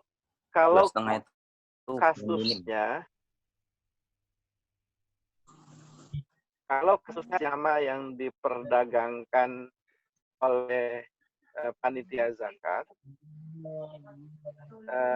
dan ya ada dannya itu, atau panitia zakat itu menjual beras untuk zakat. Nah itu ada dua persoalan, satu persoalan politik, dua persoalan ekonomi. Nah di dalam persoalan ekonomi Pak Kiai itu kan panitia zakat sudah melakukan monopoli itu. Yang akan zakat dia kan tidak punya pilihan lain kecuali membeli berasnya di situ. Nah, itu kan monopoli berarti. Iya, Nah, betul. Itu diharamkan tuh. Atau dilarang. Monopoli kan termasuk, monopoli itu termasuk yang dilarang oleh undang-undang. Makanya di Indonesia ada KPPU, Komisi Pengawas Persaingan Usaha. Itu satu pakai. Yang kedua, ini apa? Menyebabkan terjadinya kegagalan pasar pakai. Pasar yang sehat tidak terjadi, sebab yang jual itu aja. Yang ketiga, potensi terjadinya korupsi. Misalnya begini Pak Kiai, saya kebetulan kan agak sedikit paham tentang ini ya, grade beras. Beras itu kan ada medium, ada premium. Misalnya zakat yang akan digunakan itu sejumlah harga sekian, itu adalah beras premium, tapi yang dijual adalah grade yang medium. Maka itu kan tindakan koruptif. Nah, oleh karena itu, Pak Kiai, saya berpandangan itu tidak disarankan. Sebab bisa memunculkan persoalan-persoalan lain termasuk fitnah ya. Itu Pak Kiai. Ya, baik. Terima kasih. Ini info yang menarik ya dari Pak Robi. Mungkin kita nggak terpikir, inilah enaknya diskusi tabadulul ara. Kita bisa dapat banyak perspektif.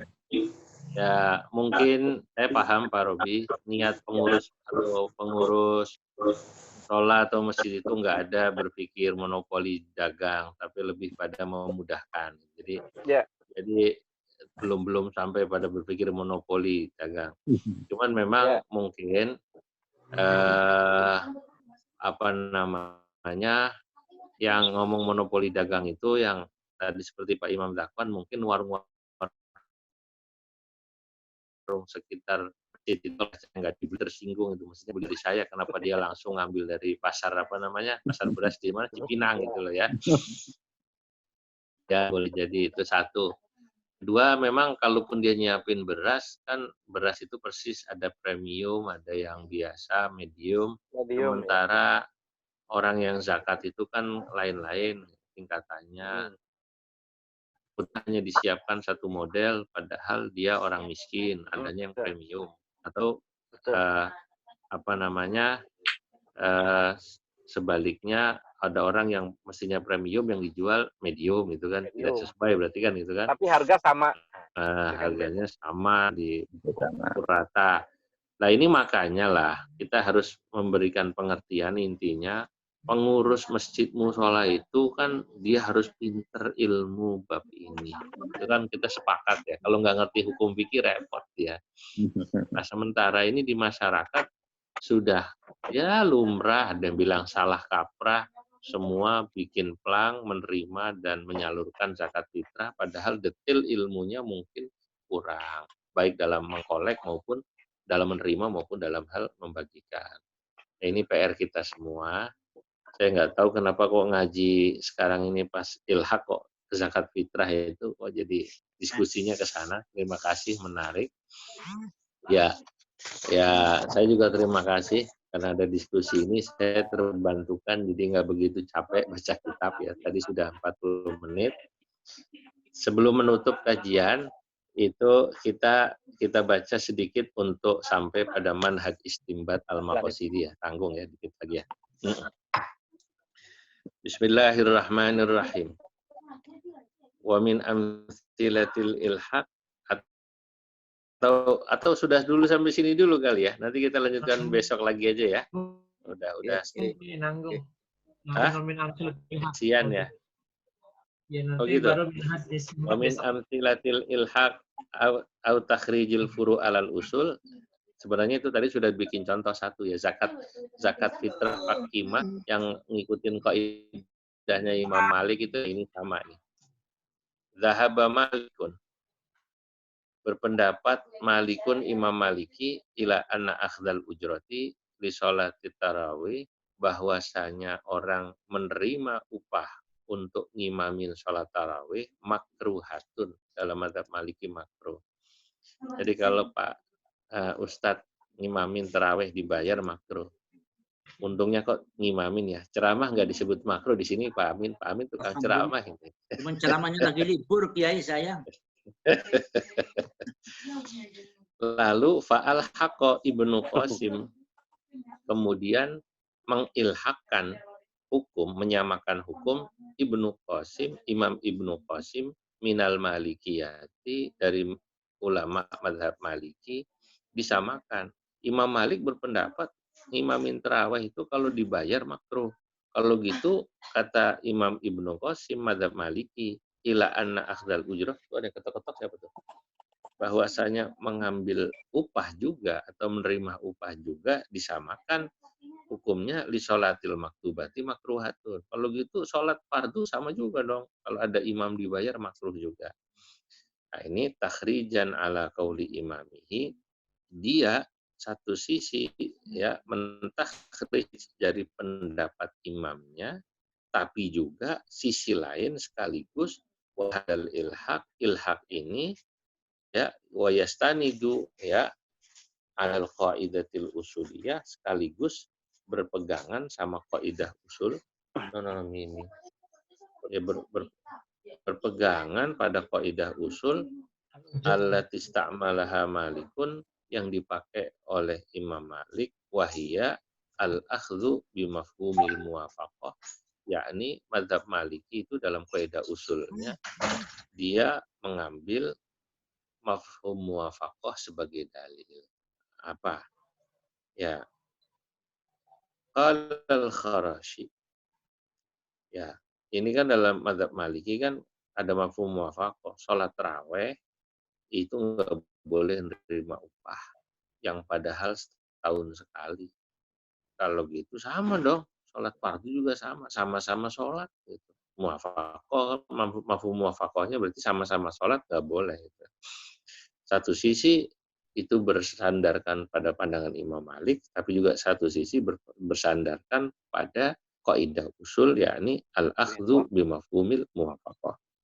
Qala al-Kharrashi, berkata Imam al-Kharrashi, ini ulama madzhab Maliki ya.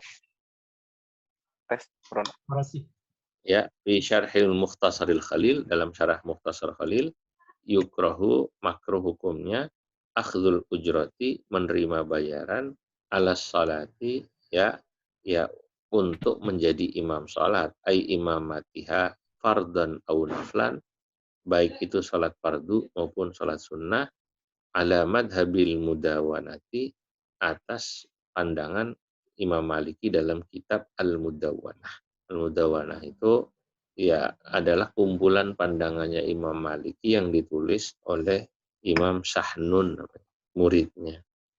Qala Ibnul Qasim, berkata Imam Ibnul Qasim, wa huwa fil maktubati indi asyaddu karahatan. Kalau sholat sunnah aja nggak boleh nerima upah, bayaran, apalagi apa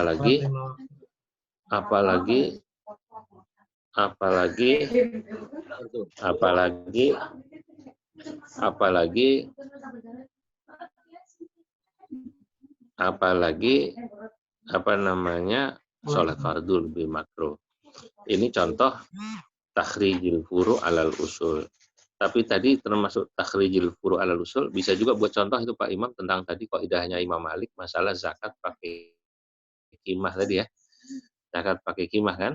Itu juga usulnya madzhab Maliki kan, setiap hukum syarak yang bisa ditaklil, dicarikan illat ya, maka hukum qiyas berlaku. itu kan kaidah usul. Kalau qimah itu boleh, alasannya kan dia ta'lil ya, bukan ta'abudi, maka otomatis juga mestinya tidak harus pakai mansus, tapi pakai kutul balad. Karena kan sama saja dong. Itu loh, sama-sama makanan gitu kan. Kutul balad sama itu kan, ilatnya kan sama. Mau hintoh, mau syair, mau tamar, mau beras kan sama-sama makanan pokok. Kan gitu kan? Sama-sama makanan pokok, sama-sama tu'mun, ilatnya sama. Dan sama-sama dimakan. Terima kasih. Sampai sini dulu. Masih ada pertanyaan. Tadi kayaknya ada Kang Mugni tadi nulis itu apa, coba dibacain. Saya nggak paham tadi. Itu. Maksudnya siapa itu? Tadi Mugni nulis. Kang Mugni. Atau ngomong aja Kang Mugni. Silakan, bebas. Assalamualaikum Pak Kiai. Ya. Saya ini kalau lupa ingat pernah baca di kitab fikih itu kan yang tadi sudah dibicarakan tentang membeli beras yang punya muzaki di dalam masjid, itu kan dalam kitab fikih dijelaskan tidak dibolehkan menjual barang zakat. Yang kedua ada hadis menerangkan haram jual beli dalam masjid. Itu Kiai. Bagaimana ya. Kiai? Nah ini menarik itu Pak Amin, buat pertimbangan juga Pak Imam, Pak Hasib. Ini pandangan, ini benar juga, selain monopoli gitu ya. Selain tadi yang disampaikan Pak Robi itu mengandung monopoli, satu kan. Kedua, dilarang jual beli di masjid gitu kan. Ketiga, dilarang menjual barang zakat kecuali orang yang oleh mustahik kan gitu kan. Yeah. Kan tadi pertanyaannya kan mohon maaf Pak Hasib kan bilang Kiai itu kan beli jual. Pertanyaannya siapa yang ngasih izin dia? Itu kan emang mustahik memberi izin untuk menjual lagi, itu kan satu. Itu kan karena barang zakat kan, beras itu. Kedua itu dilakukan di dalam masjid, kecuali kalau tidak di masjid. Nah ini tiru. Jadi mungkin kalau di masjid satu. Kedua kalau ustadz atau siapapun itu sudah dapat izin oleh mustahik ya silahkan. Yang bagus sih menarik begini. Yang bagus itu ada teman itu dia tidak di masjid ya. Dia itu kalau dia memfasilitasi antara muzaki dan mustahik. Muzaki datang ke tempat dia bukan masjid sekali lagi, dia semacam punya majelis gitu. Itu mustahiknya dipanggil, muzaki datang. Saya mau bayar zakat fitrah, saya bawa uang. Oke, situ nggak bawa beras, enggak.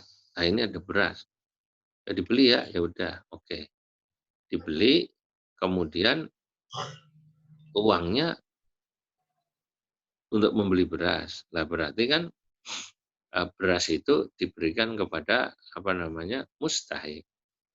Nah kemudian uang itu milik si ustadz itu, dibelikan lagi beras itu. Taruh lagi. Nanti mustahiknya datang lagi gantian. Jadi mustahiknya yang gantian. Ya antara ribet-ribet dikit ya. Salah sendiri mau jadi panitia emang ribet begitu. Kanan kiri salah. Bisa kena salah kan. Kesana salah, sini salah. Jual beli di masjid salah gitu kan. Nah, nggak nyiapin beras salah ya. Yang paling enak memang ya ngikutin pandangannya mazhab Maliki tadi yang nggak pakai ruwet, ngitungnya pakai mazhab Hanafi yang ruwet itu. Paling enak pakai itu sih memang.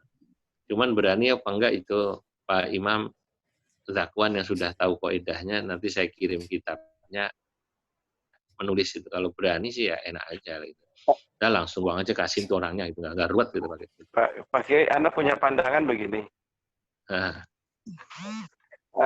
Sekarang kan sebagian masjid itu kan sudah ada minimarket ya. Entah itu 212 mat atau lemat. Ya.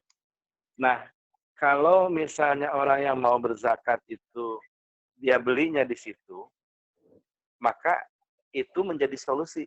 Ya. Dia tidak terkena hukum monopoli, dia juga tidak membuat terjadinya kegagalan pasar. Artinya harga beras di sekitar masjid itu tidak istilahnya tidak membuat ketersinggungan para pedagang beras yang terpenting juga tidak mungkin ada tindakan koruptif ya, di mana beras medium dijual harga premium, gitu. Artinya memisahkan antara panitia zakat dengan pedagang beras. Oke, itu ya ide bagus buat masjid. Ya. Itu ide bagus buat masjid-masjid yang ada ya semacam minimarketnya. Tapi musola-musola di kampung jujur aja belum pada punya minimarket, Pak Robi. Jadi susah. Saya aja Tapi belum ada ini. iya, itu ide bagus lah untuk yang ada supaya menyiapkan beras, yang belum ada supaya bikin minimarket, kan begitu kan? Ya, atau itu tadi panitia menyarankan silakan beli ke pedagang beras terdekat. Itu lebih ihsan. Iya, betul. Terima kasih.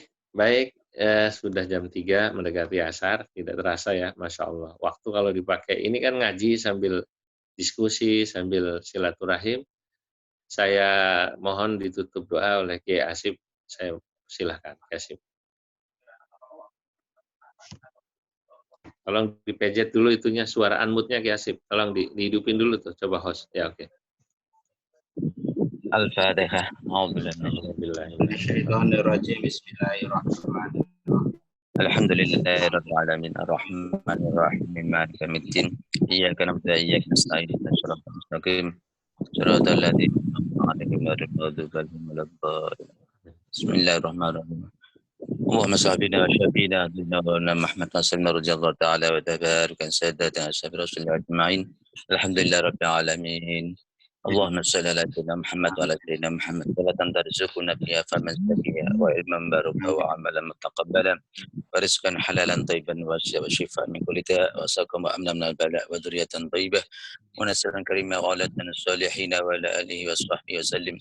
اللهم اغفر لنا ذنوبنا واعف عنا سيئاتنا والدينا كما ربنا صغارا ولمشايخنا والمعلمين والأساتذتنا والأسباب الحقوق الواجبات علينا لجميع من المسلمين والمسلمات على من الأمات.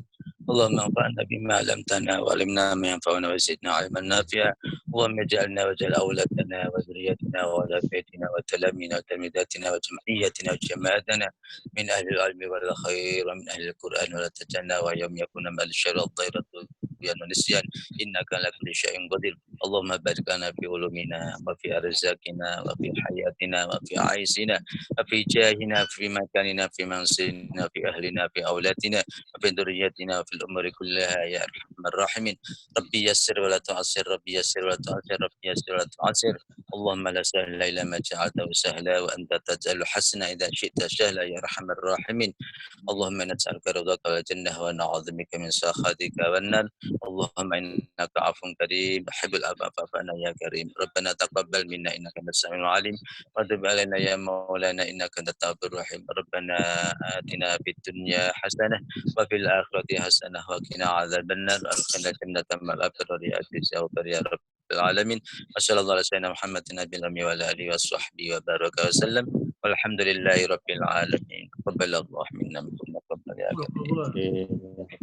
Assalamualaikum. Waalaikumsalam warahmatullahi wabarakatuh.